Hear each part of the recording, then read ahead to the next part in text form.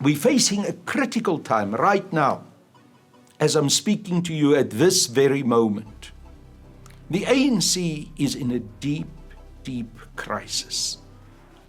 The ANC leadership of the National Executive Committee is paralyzed. Well, the NEC is the decision-making body of the African National Congress, which is elected every 5 years at a conference of the ANC, which is known as the National Conferences of the ANC. It is a body of 80 people who are elected at that national conference to lead the African National Congress. And the leader of that NEC is the president. In this instance, it is Cyril Ramaphosa, who was elected as president at the 54th National Conference at Nasrec. But this NEC, which is there to implement the policy decisions, the resolutions that were taken at that conference 5 years ago, which said that the land must be expropriated without compensation, that the South African Reserve Bank must be nationalized, that we must create a state bank, that we must transform our financial institutions in such a way that they will make finances available for the empowerment of young Black and especially African entrepreneurs. None of those resolutions were implemented because Cyril Ramaphosa and this NEC are not interested in serving the interests of the majority of Black and especially African people. I've been standing during the last couple of NEC meetings with a poster outside those meetings saying Ramaphosa must go. But instead of them listening to that message, instead of those comrades, some of them with whom I've worked for many, many decades, because as I've told you in my earlier life, I've been part of the ANC now for 43 years. I joined when I was 19. In a couple of days' time, I'm going to turn 63. I've pleaded with them, comrades, please. You can see that Cyril Ramaphosa is destroying the ANC. Please remove him as president of the ANC. They failed to do so. And part of the reason why they failed to do so is because all of them have become compromised. All of them have taken money from Ramaphosa and from those companies that support him. So they cannot even open their mouths. They cannot even show a little bit of backbone to stand up, to act, to save the ANC. And that's why I've said to you, the ANC is in deep crisis. And if the ANC in the upcoming conference, because there's now another conference in a week's time, which is starting on the 16th of December, which is the 55th National Conference of the ANC. If the ANC fails at that conference to remove Ramaphosa, if they vote him back in as president, I fear it's the end of the ANC, and that will be a tragedy, because the African National Congress has played such a central role in the liberation of our country.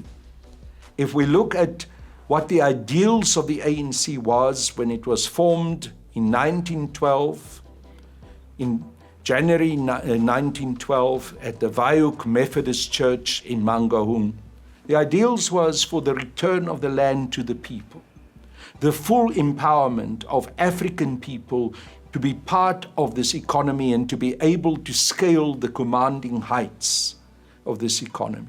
So if the ANC fails, as the oldest liberation movement in Africa, which inspired many of the other liberation movements on the African continent that brought liberation against the colonial powers in those other African nations, it is a massive blow for Africa, and it is a massive blow for the liberation ideals and hopes of our people. Look, I don't think it is as much a conflict between the South African nation inside the country and those who left the country and worked in the ANC and in Umkhonto we Sizwe in exile. But a small clique inside the country who were part of the United Democratic Front, of leaders who wanted to control and manipulate what was going on in the liberation struggle, and especially inside the country. And those people were known as the Cabal. There are reports that have been brought out, which was also published by a commission that was instituted by the president of the ANC, the then president of the ANC, Comrade Oliver Reginald Tambo. Those reports are part of what is known as the O'Malley archive documents, and anyone who wants to Google those reports can read them. The report says there is a clique inside the country, led by Pravin Gordhan, by Murphy Murobe, by Cyril Ramaphosa, who we can call a cabal. It's there. The reports are available, and it was actually delivered by the then president of the ANC, Comrade Oliver Reginald Tambo, saying those people are trying to manipulate what happens in our liberation struggle. And that is the division that you are referring to, and that is the problem that we are faced with inside South Africa today. Because now that cabal has managed to take control of the African National Congress through the election, or the manipulation of the election, corruptly so, of Cyril Ramaphosa at the 54th National Conference. And you know the insidious role that Pravin Gordhan plays in our South African politics, the way in which he is destroying our state-owned enterprises. And if you read those reports that were released by Comrade Oliver Tambo, he identifies, that report fingers Pravin Gordhan as one of the worst members of the cabal and one of the most dangerous people in terms of destroying the liberation project in South Africa. So we have seen a terrible shift away from the true commitment to liberation to those people who are part of that cabal. And that cabal equals people who've sold out, who made common cause with white monopoly capitalism and with imperialism, and who today are selling our nation to the Western imperialist powers. Well, you must understand that it's not always easy to force people to leave the movement, because remember, the ANC had always operated as a so-called broad church. So it included a variety of different groups and people. And during the time that this cabal started coming to the fore, was exactly also that same period when the ANC was now moving from exile back into South Africa and was being unbanned. So there was a lot of contestation going on inside the African National Congress. The person who I believe could have taken the strong, decisive decisions about this was Comrade Oliver Tambo. But sadly, and this was a big tragedy for the ANC, just as we were going through this time of moving from exile back into the country, the unbanning of the ANC, when we entered this very, very complicated, difficult period of negotiations, Comrade Oliver Tambo had two massive strokes, which debilitated him, which made it impossible for him to be able to play the role that he could have played in controlling these things. He was on top of his game. There was no better president that we ever had in the history of the ANC but Oliver Tambo. Then President Mandela came out, and I do not want to blame him, I do not want to be unfair to him, but he was for 27 years inside prison. He was removed from all these dynamics. Suddenly was thrust forward into this very complicated world, into all these infightings also going on within the National Democratic Revolution and movement in South Africa. You can't blame Nelson Mandela for not knowing what all these dynamics were. And remember, he was sitting in prison even at Victor Verster, the ANC leadership in exile couldn't yet enter the country, engage with him. The people who were able and allowed, and I think deliberately allowed to do so, by the apartheid regime to go and talk to him there at the house at Victor Verster prison, where he was kept for the last part of his imprisonment, were exactly these guys from the Cabal. If you look at who were allowed to go and visit Nelson Mandela in prison at Victor Verster, it was Cyril Ramaphosa, it was Murphy Murobe, it was Praveen Gordhan. Those who are fingered in that report that I've referred to earlier as being part of that cabal. So there you find President Nelson Mandela is coming out of prison. He's suddenly released. Who is there to meet him at the gates of Victor Verster? Cyril Ramaphosa. Here's the first one to shake his hand. Here's the one who gets into the car with him. Here's the one who goes with him to the parade in Cape Town, at the City Hall in Cape Town, stand on that balcony and actually hold the mic for him to speak. They immediately insert themselves right there. The dynamics were very difficult. You must also not forget that there were other influences coming to play on President Nelson Mandela.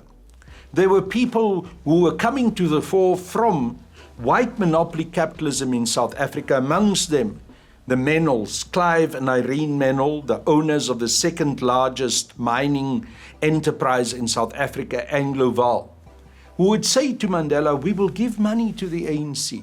We will assist you and others to be able to resettle yourselves in South Africa because you come out of prison, you've got no money. Those who come from exile, they've got no money. We will give you money. We will help you. We forget that it was the Menels who paid the education for President Nelson Mandela's two daughters, Zenani and Zinzi Mandela, to go to school. It was the Menels who helped to sustain President Mandela's family while he was in prison. These people had a long-term plan. They knew that those monies which they invested in assisting these families was an investment on having influence and control over these comrades in the future once the negotiations would start. And it played out exactly like that. We know that the Menels were central in suggesting to President Mandela that Cyril Ramaphosa should be brought into the senior leadership of the ANC. In fact, it was them who said to President Mandela, we think Cyril Ramaphosa will be a good Secretary General of the ANC. And President Mandela, having listened to them, having met Cyril Ramaphosa as soon as he came out of prison, one of the first people he engaged with, he pushed him to become in 1991 at the first legal conference of the ANC in June 1991 in Durban, for Ramaphosa to become the Secretary General of the ANC. It was an anomaly. Ramaphosa was a Johnny-come-lately. He was not even part of the senior leadership of the ANC, but yet he was parachuted in also through the power and influence that Mandela so amply had, pushed him to the fore for Ramaphosa to become the Secretary General of the ANC. And once he was Secretary General of the ANC, he then started to extend his control over the National Executive Committee of the ANC. He then started to bring his own people in to be part of the various committees of the ANC. Remember, the negotiations started with Thabo Mbeki as being the chief negotiator, and Jacob Zuma being the head of intelligence.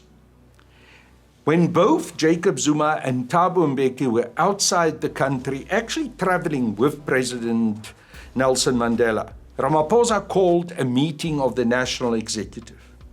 He used those friends and cronies of his who he had brought into the NEC to pull off a coup. They removed Thabo Mbeki as the chief negotiator for the Codesa negotiations. They removed Jacob Zuma as the head of intelligence. And Ramaphosa imposed himself as the head of negotiations from hence on. That was always the plan. And that plan unfolded beautifully for them once he managed to pull off that coup in the National Executive Committee of the ANC. And then he formed a very, very close, insidious relationship with the chief negotiator of the National Party, Rolf Meyer.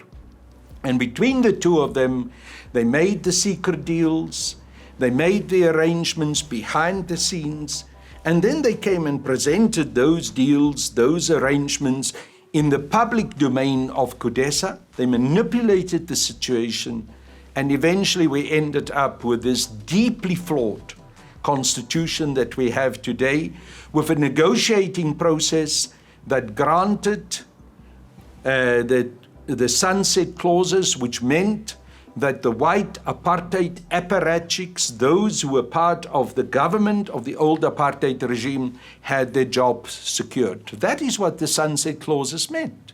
It also included in the Constitution a clause that gave property rights, guaranteed property rights. Now, how on earth do you guarantee property rights in a country where you know the colonial history of this country is that white colonists came to South Africa and stole the land from the indigenous people? But you go and introduce a property rights clause in the Constitution that now cements, secures those stolen properties as a right for those white colonists. And that is the kind of sellout project that I keep on talking about. And interestingly enough, today, after all these years, that the relationship between Cyril Ramaphosa and Rolf Meyer still continues. And Rolf Meyer today has been appointed by Cyril Ramaphosa as one of his special advisors to the President of South Africa. Can you imagine someone who was an apartheid agent, who at one stage was the Minister of Defense under the apartheid regime, was part of the apartheid regime's State Security Council that took decisions to attack the ANC in the neighboring countries in Southern Africa, who was part of those decisions to fight the wars in Angola, to fight the ANC in Lusaka and attack the ANC in Lusaka, in Lesotho and in Botswana. That same man, that same apartheid apparatchik who was part of the crime against humanity, has been made by this president, Cyril Ramaphosa, his special advisor. It cannot get worse than that. Okay, let me deal first of all with the United Democratic Front. The United Democratic Front was a very good idea as part of the broad internal inside South Africa's civil society mobilization and uprising of our communities in support of their own liberation and working together with the ANC in exile. Where it went wrong was because of the manner in which the leadership of the United Democratic Front was infiltrated, how they turned themselves into a cabal, and how they tried to take over the national liberation struggle and project. So we mustn't just be dismissive of the United Democratic Front as a broad civil society expression of the big fight that there was from civics and the broad community against apartheid inside the country. Because you must remember that we would never have been able to fight apartheid as effectively as it was fought in the last years of the fight against apartheid only with the ANC in exile. The major part of that struggle was actually being fought inside the country through the mobilization of our people inside the country. It was a problem with the leadership of the United Democratic Front that went rogue, that tried to manipulate and control the situation and actually turned themselves into a cabal. That is the whole history that I've explained to you earlier. Now, the United Democratic Front leadership today is still with us. As I've told you, many of them have now managed, after many years, to emerge and become the top leaders in the African National Congress. And sadly, many of them have continued to act in accordance with exactly that concern that the report on the Cabal that was announced by Comrade Oliver Reginald Tambo feared it would be, that they will become a small clique trying to empower themselves, manipulate and control the situation in South Africa, and especially manipulate and control that situation in favor of white monopoly capitalism. I know it's complex because the history of our liberation struggle is complex. Now, let me explain to you what I think we need to say about this issue. Was it a struggle for democracy, or was it a struggle for full liberation? It was both. Of course, we wanted to have one person, one vote. Of course, that one person, one vote, of which the first election was on the 27th of April 1994, had to be non-racial. So yes, we had a fight against racism. We had a fight for democratic representation for every citizen in this country. But that's not where the fight had to end. We had to also liberate ourselves from economic exploitation. And simply getting a democracy, simply getting rid of racism and allowing every citizen in this country, regardless of race, to be able to vote, did not mean full liberation. Most definitely not. Full liberation in this country means that the majority of black and especially African people must gain control over the levers of power in our economy, must be able to control this economy, must be able to be in charge of our South African Reserve Bank, must be able to be in charge and in possession through a nationalization program of the land, must be able to have a state bank that is working for the empowerment and the release of resources to help young black, especially African entrepreneurs and small and medium-sized business people to have money that is not impossibly expensive. All of these issues are not happening. And if we cannot change that, we will never have full liberation.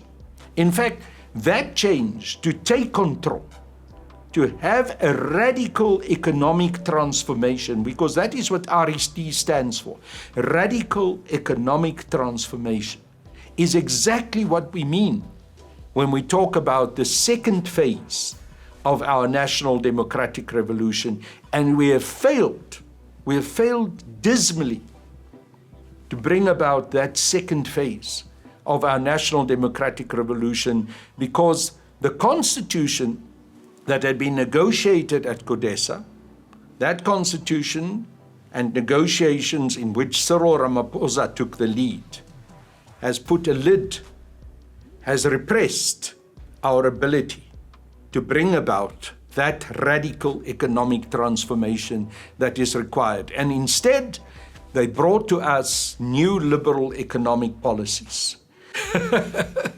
Look, I don't go often back to Zeerust.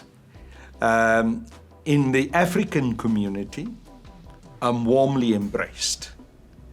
And of course, the majority of people in Zeerust are not white. They are African and black. So that's my people. The white community, they're Afrikaner, they're racist, they don't like me. They don't want to associate with me. My own family have rejected me.